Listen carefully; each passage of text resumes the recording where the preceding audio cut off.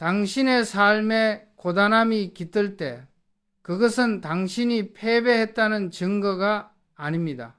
오히려 당신이 온 힘을 다해 싸워왔다는 가장 명예로운 훈장입니다.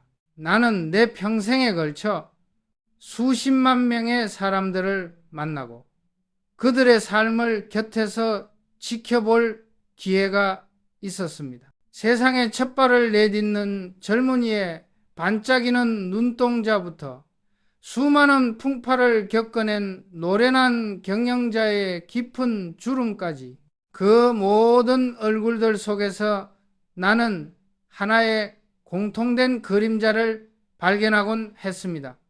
그것은 바로 지침이라는 이름의 그림자였습니다. 하지만 이상하게도 그 그림자는 게으르거나 무책임한 사람들의 얼굴에서는 찾아보기 어려웠습니다. 오히려 그 그림자는 언제나 가장 성실하고 가장 책임감이 강하며 자신의 삶을 누구보다 치열하게 살아내는 사람들의 몫이었습니다. 만약 지금 당신이 거울을 보았을 때 어깨가 축 처져 있고 눈빛이 흐릿하며 마음속 깊은 곳에서부터 이제는 정말 지쳤다는 외침이 들려온다면 부디 스스로를 책망하지 마십시오.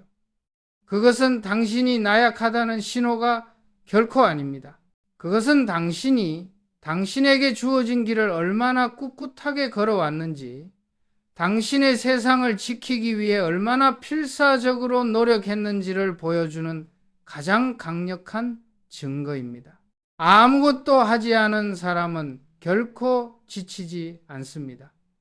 책임을 회피하는 사람은 탈진이라는 감정의 무게를 알지 못합니다.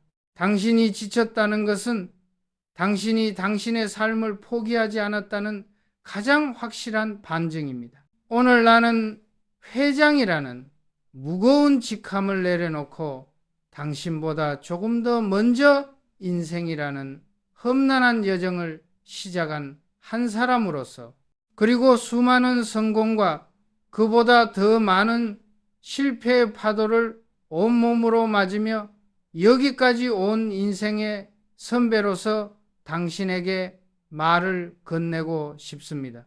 이 이야기가 당신의 지친 마음을 잠시나마 기댈 수 있는 작은 언덕이 되기를, 그리하여 당신이 다시 한번 숨을 고르고 앞으로 나아갈 힘을 얻게 되기를 진심으로 바랍니다. 우리는 언제부턴가 힘들다, 지쳤다는 말을 입 밖으로 꺼내는 것을 금기시하는 사회에 살고 있습니다. 마치 그것이 패배자의 언어인 것처럼, 나약함의 고백인 것처럼 여기기 때문입니다.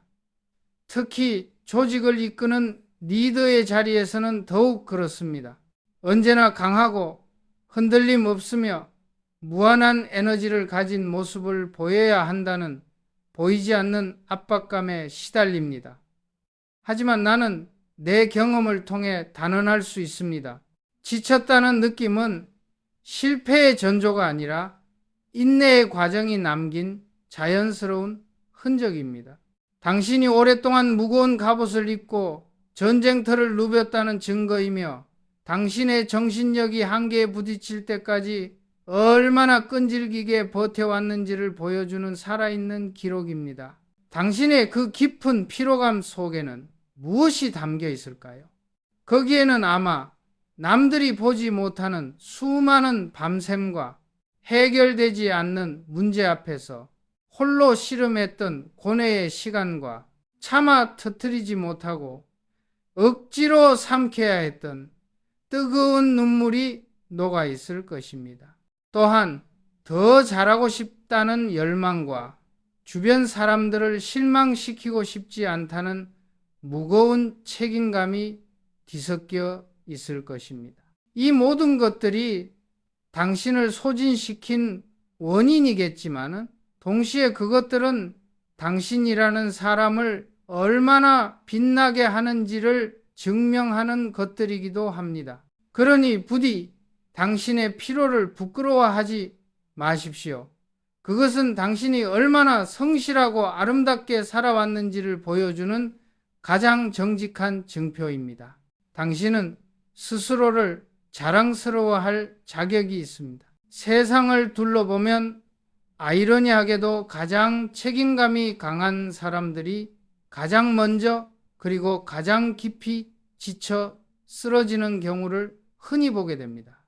왜 그럴까요? 그들은 포기라는 선택지를 자신의 인생 사전에서 지워버린 사람들이기 때문입니다. 그들은 문제가 발생하면 남 탓을 하거나 외면하는 대신 어떻게든 자신의 힘으로 해결의 실마리를 찾으려 애씁니다. 주변 사람들이 힘들어하면 그들의 목까지 자신의 어깨에 짊어지려고 합니다. 그들에게 적당히 혹은 이만하면 됐다는 말은 통하지 않습니다. 모든 일에 자신의 온 마음과 영혼을 갈아 넣어야만 직성이 풀리는 사람들입니다. 그들의 열정은 마치 활화산과 같아서 주변을 밝고 뜨겁게 만들지만 바로 그 때문에 그들 자신의 에너지는 누구보다 빨리 소진될 수밖에 없는 것입니다.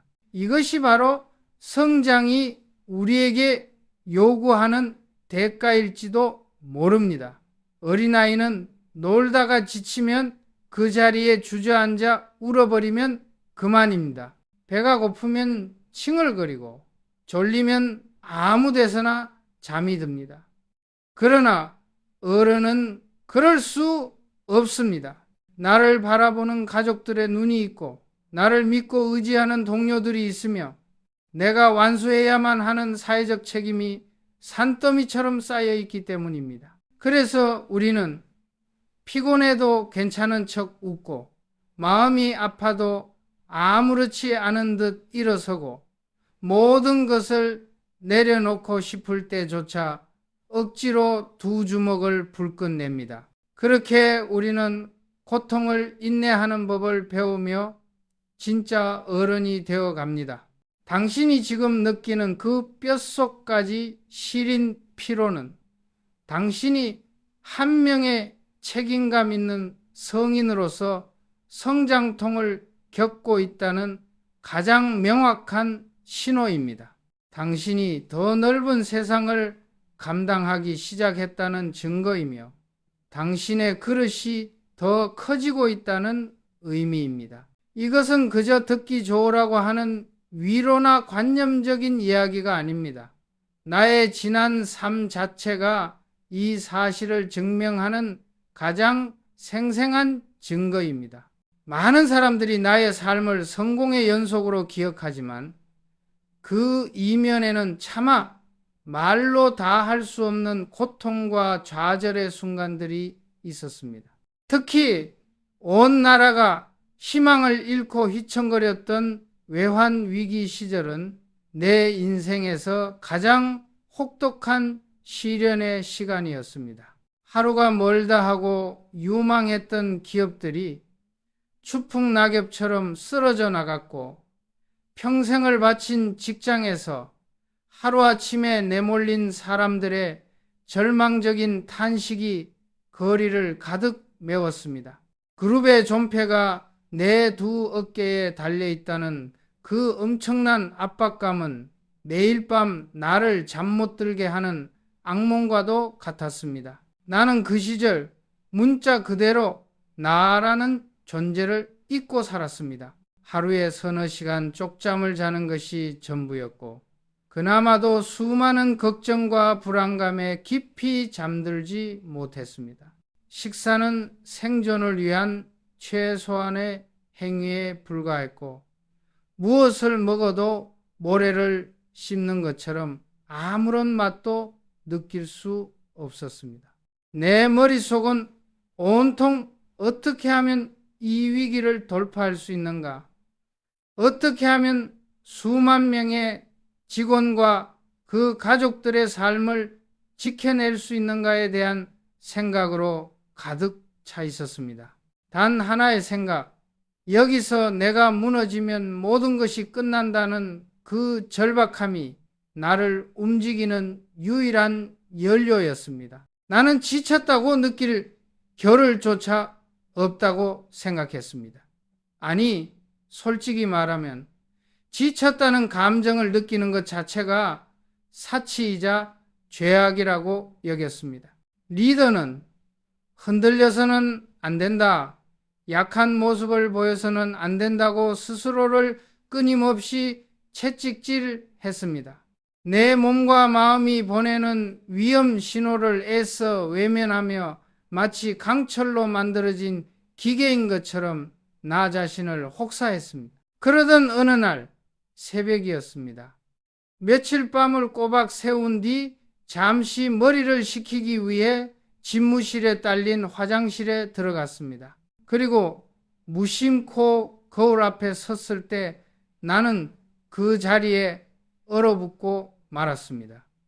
거울 속에는 내가 전혀 알지 못하는 한없이 낯선 남자가 서 있었습니다. 언제 이렇게 되었는지 모를 만큼 희끗희끗해진 머리카락, 쉿하게 들어가 생기라고는 찾아볼 수 없는 눈, 핏기 하나 없이 푸석푸석한 피부, 마치 모든 생명력을 빼앗긴 마른 낙엽 같은 얼굴이었습니다.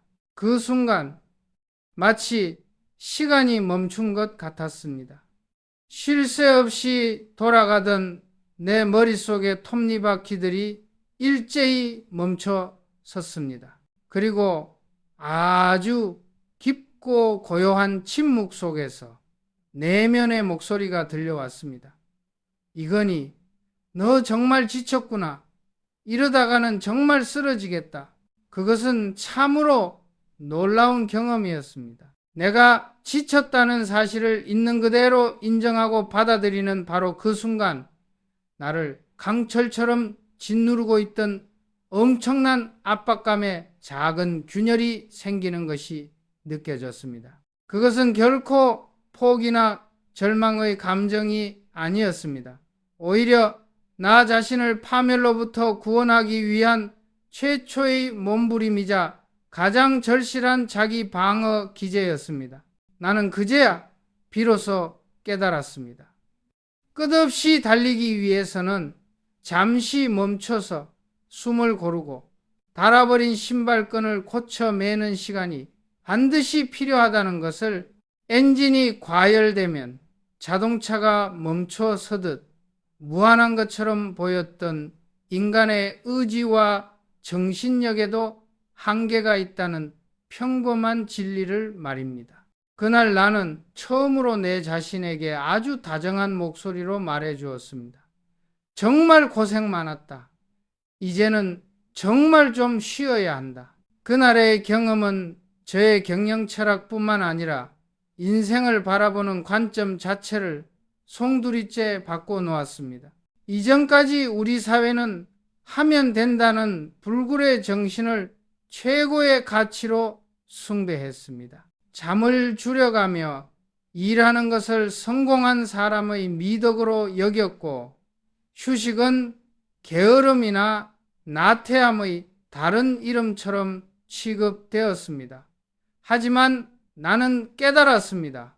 단거리 경주에서는 가장 빠른 사람이 이길지 몰라도 인생이나 경영과 같은 장기적인 마라톤에서는 결코 그렇지 않다는 것을, 이 기나긴 레이스의 진정한 승자는 한 번도 지치지 않는 초인이 아니라 자신의 지침을 민감하게 감지하고 그것을 현명하게 관리할 줄 아는 사람이라는 것을 말입니다.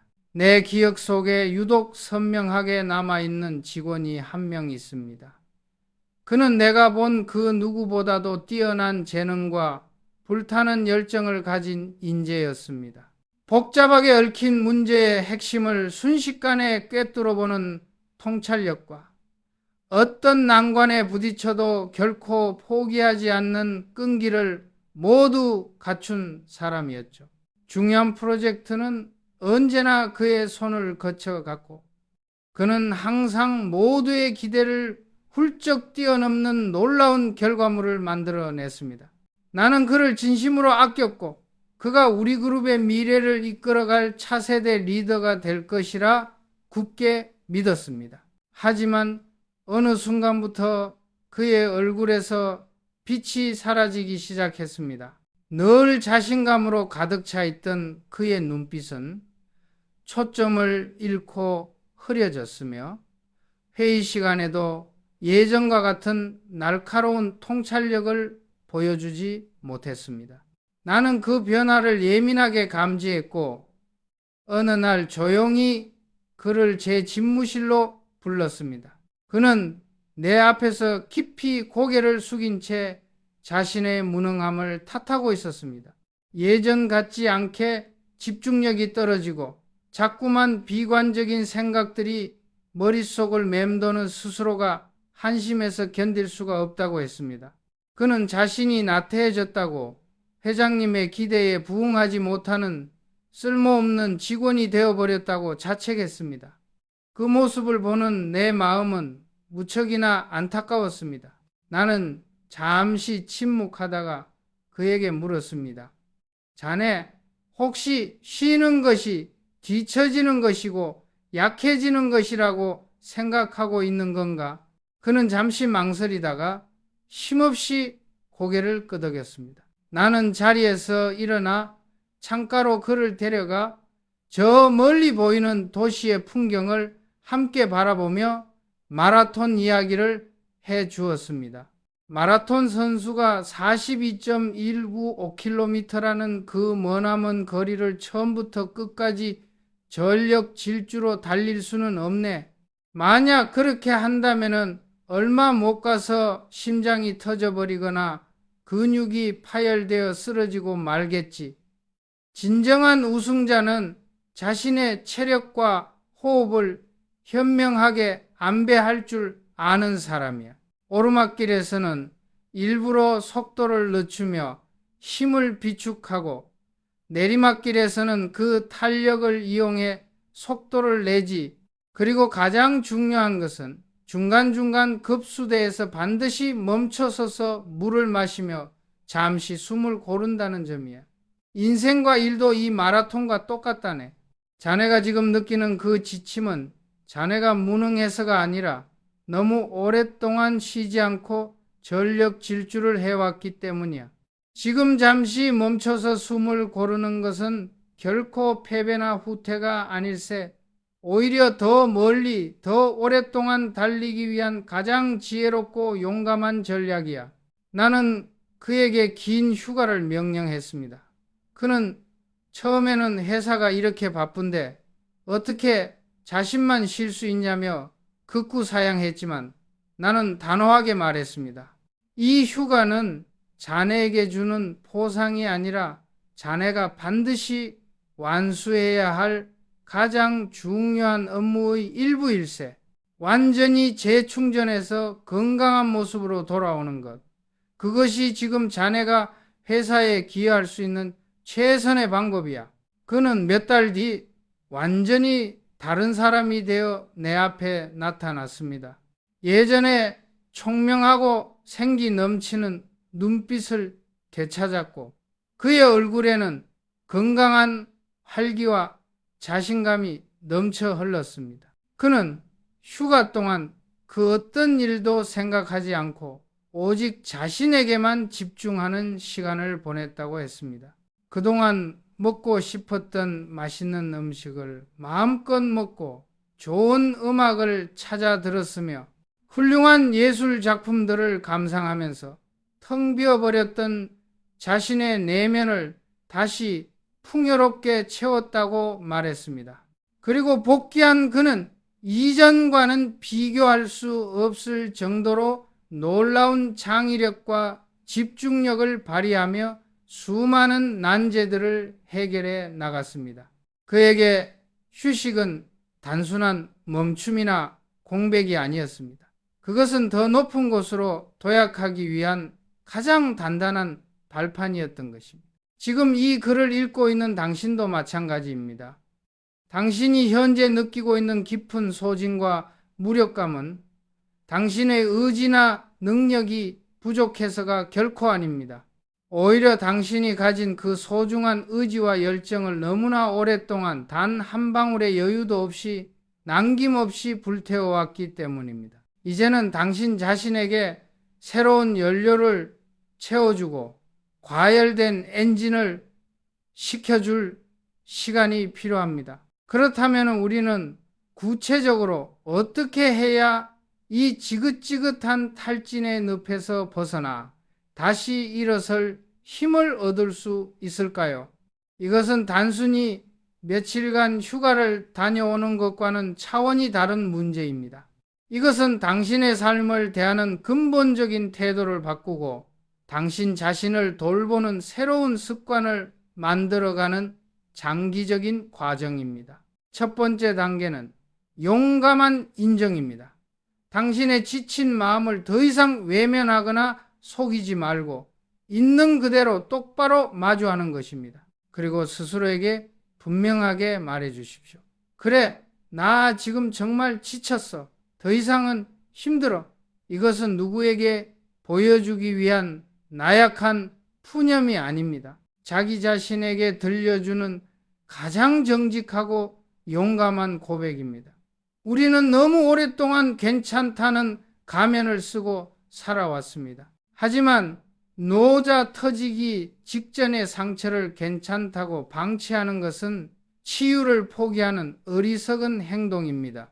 아플 때는 아프다고, 힘들 때는 힘들다고 솔직하게 인정하는 것, 바로 그 지점에서부터 모든 진정한 치유는 시작됩니다.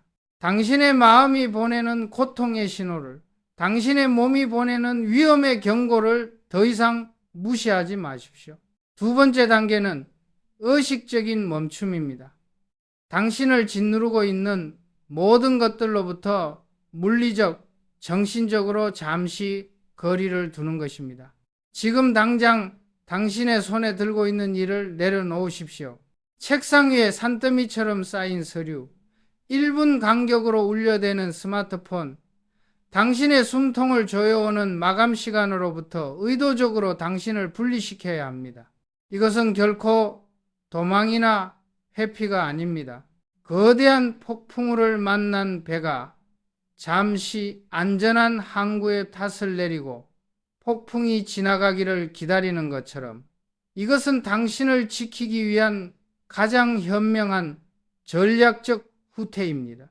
전쟁 중에도 병사들은 잠시 전투를 멈추고 참호 속에서 숨을 고르며 다음 전투를 위해 전열을 가다듬는 시간이 필요합니다. 당신의 삶이라는 치열한 전쟁터에서도 마찬가지입니다. 세 번째 단계는 아무것도 하지 않을 자유를 스스로에게 허락하는 것입니다. 이것은 아마 현대인들에게 가장 어렵고도 낯선 단계일지도 모릅니다. 우리는 단 1초의 시간도 낭비해서는 안 된다는 강박 속에서 살아갑니다. 쉬는 시간조차 의학 공부를 하거나 운동을 하거나 책을 읽는 등 무언가 생산적인 활동으로 채워야만 마음이 놓입니다. 하지만 진정한 정신적 휴식은 이러한 채움이 아니라 완벽한 비움에서 시작됩니다. 당신의 뇌가 모든 의무와 목적 의식으로부터 해방되어 완전히 쉴 수 있도록 아무런 목적도 없는 시간을 의도적으로 보내는 연습을 해야 합니다. 멍하니 창밖으로 흘러가는 구름을 바라보거나 아무 생각 없이 공원을 어슬렁거리거나 좋아하는 음악을 틀어놓고 소파에 누워있는 것도 좋습니다. 생산성에 대한 압박감에서 벗어나 당신의 마음이 어린아이처럼 자유롭게 뛰어놀도록 허락하십시오. 혹독한 훈련으로 미세하게 찢어진 근육이 휴식을 통해 더 크고 단단하게 성장하듯 우리의 지친 정신과 고갈된 창의력도 바로 이 텅 빈 시간 속에서 비로소 회복되고 다시 태어납니다. 네 번째 단계는 당신의 일상 속에 숨어있는 작은 기쁨들을 재발견하는 것입니다. 우리는 너무 오랫동안 성공, 승진, 부와 같은 거대하고 원대한 목표만을 바라보며 달려오느라 우리 발밑에 피어있는 작고 소박한 행복들을 무심코 짓밟으며 지나쳐 왔습니다. 당신의 지친 영혼을 진정으로 위로하고 다시 일으켜 세울 수 있는 힘은 사실 그런 거창한 성취가 아니라 바로 이런 소소한 즐거움들 속에 있습니다. 아침에 일어나 마시는 따뜻한 커피 한 잔의 향기, 출근길에 우연히 들려온 좋아하는 노래 한 곡, 고된 하루를 마치고 사랑하는 가족과 함께하는 맛있는 저녁 식사, 푹신한 침대에 지친 몸을 뉘었을 때 그 안락함 같은 것들 말입니다. 오늘 하루 당신을 잠시나마 미소 짓게 했던 것이 무엇이었는지 한번 조용히 떠올려 보십시오. 그리고 그 작은 기쁨의 순간들을 의식적으로 더 자주 만들어 가려고 노력하십시오. 5번째 단계는 스스로를 칭찬하고 격려하기입니다. 우리는 이상하게도 타인의 실수에는 관대하면서 자기 자신에게는 세상에서 가장 혹독하고 무자비한 재판관이 되는 경향이 있습니다.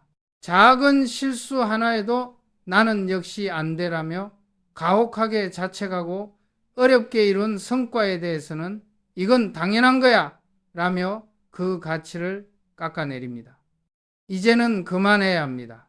당신 자신에게 가장 따뜻하고 다정한 친구이자 가장 든든한 응원단장이 되어 주어야 합니다. 매일 밤 잠자리에 들기 전 거울 속에 비친 지친 당신의 모습을 바라보며 진심을 담아 말해 주십시오. 오늘 하루도 정말 고생 많았어. 네가 얼마나 힘든 상황 속에서 최선을 다해 버텨냈는지 나는 다 알고 있어. 정말 대단하고 자랑스러워.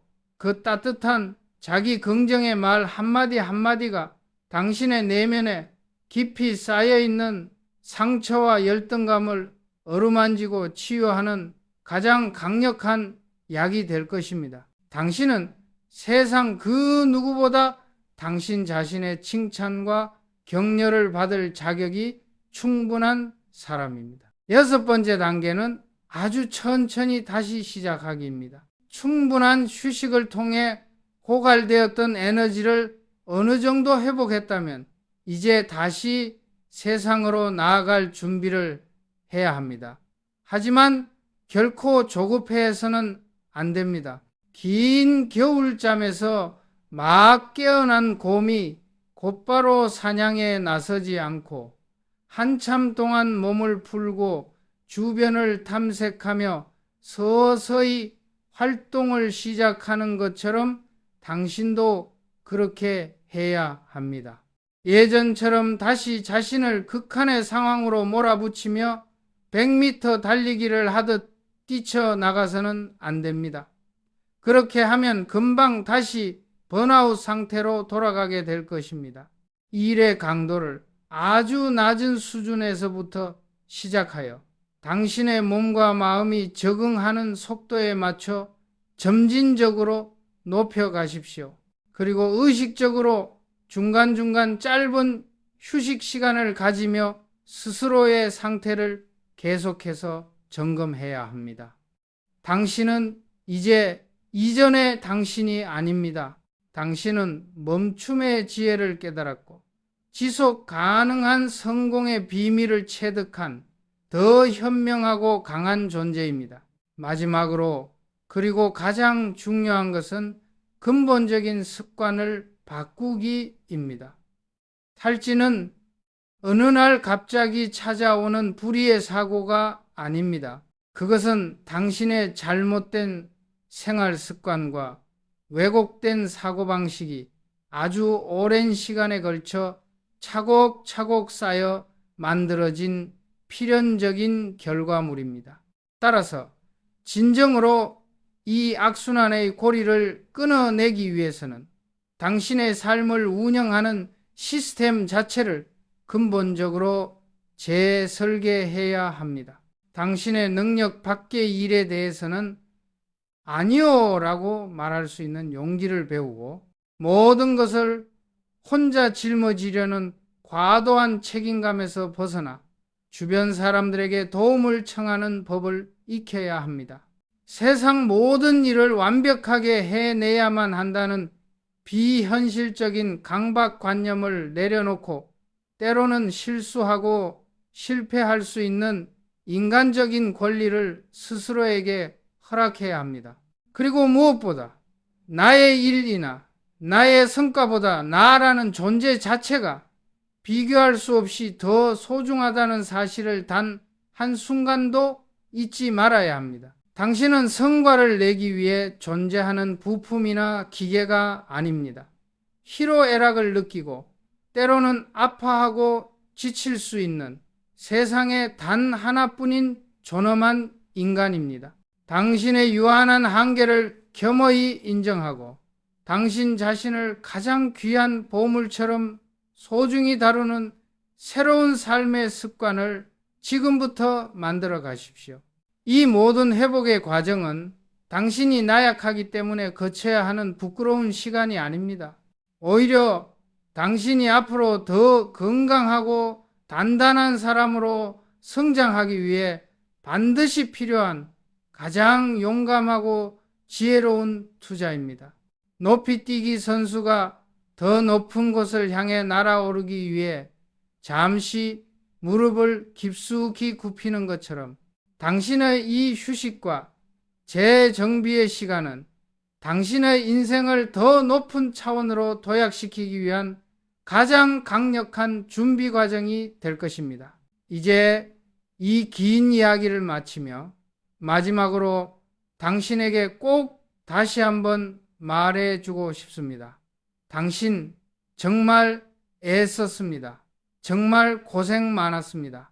당신이 걸어온 그 울퉁불퉁한 길 위에는 당신의 뜨거운 땀과 남몰래 흘린 눈물이 보석처럼 박혀 있습니다. 비록 세상이 당신의 그 헌신적인 노력을 알아주지 않고 때로는 당신의 진심을 오해할지라도 당신 자신만은 스스로의 가치를 알아주고 그 고된 여정을 따뜻하게 다독여 주어야 합니다. 그리고 부디 이것 하나만은 기억하십시오. 당신 혼자만 이 외롭고 힘겨운 싸움을 하고 있는 것이 아닙니다. 이 거대한 도시의 수많은 창문 불빛 아래 당신처럼 자신의 자리에서 묵묵히 책임을 다하며 조용히 지쳐가고 있는 수많은 영혼들이 있습니다. 우리는 비록 서로의 얼굴을 모르지만 보이지 않는 깊은 유대감으로 연결된 동지들입니다. 당신이 느끼는 그 지침은 당신의 의지가 부족하다는 증거가 결코 아닙니다. 그것은 당신의 위대한 의지가 남긴 치열한 역사입니다. 그 역사를 부끄러워하지 말고 자랑스러워하십시오. 그리고 이제 그 누구도 아닌 당신 자신에게 세상에서 가장 편안하고 따뜻한 휴식을 선물하십시오. 당신은 그럴 자격이 충분하고도 남습니다. 이건희 회장의 강연이 오늘 당신에게 새로운 깨달음을 주었다면 좋아요와 함께 느낀 점을 댓글로 남겨주세요. 그리고 다음 강연을 놓치지 않도록 구독도 잊지 마시길 바랍니다. 들어주셔서 감사합니다.